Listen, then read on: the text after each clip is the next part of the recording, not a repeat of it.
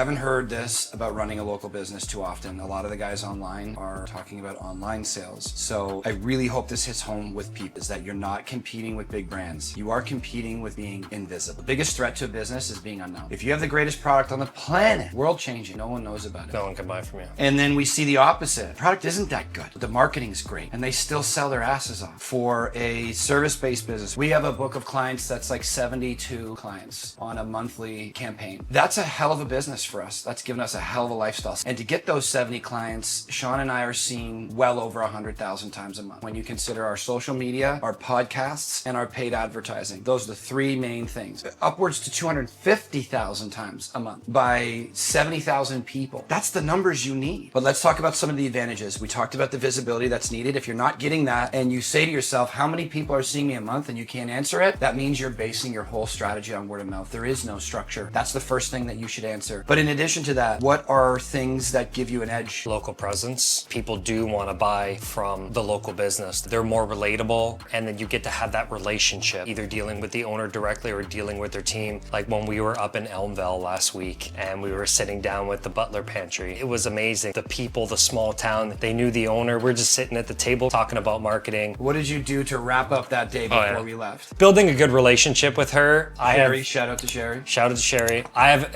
experience because my wife is a florist. Valentine's Day and Mother's Day, it's the two craziest days of the year and for florists, and they need some extra help. And so I go work the shop. I go work the front end of the shop. I'm at the cash. So yeah, we were there. She had an influx of customers coming in. I ended up going behind the cash register and I was checking out customers, wrapping up everything and making it look all nice for the customers. And she was coming and checking in, make sure I was doing it properly. But we were just having a good time. But that gives that personal touch. You go back to that party analogy. If you want 100 people at your party, you better let 1,000 know. 1,500 consultations we've done. We haven't come across a person who has an earth-shattering, world-changing product. We're all plus or minus better or worse than each other. We haven't come across anybody that's staggering. So you need visibility, have that personal touch, and then you're more nimble, right? So you can make big, outrageous guarantees and test them for 3 months. Best Buy isn't gonna do that. So you can test out some outrageous guarantee, throw in a value add to your product, and then you get feedback. So if Sean is my customer, I can ask you, how was your experience? What did you think about this, this, and this? And maybe even give it a little incentive. Be like, hey man, if you're willing to give me that honest truth, I'll give you 10% off of that, because your honest feedback is worth the 10% off. To find out that you didn't really like something, but without the incentive, you wouldn't have told me that. I asked you specifically, I want your honest truth. Now I can rearrange my offering or pull that thing out. Makes me, 20% more profitable. I was just listening to Hermosi the other day. He said, you never get too big to not speak to your clients. And him, worth multiple hundreds of millions of dollars, if he's saying it, it has to be a given.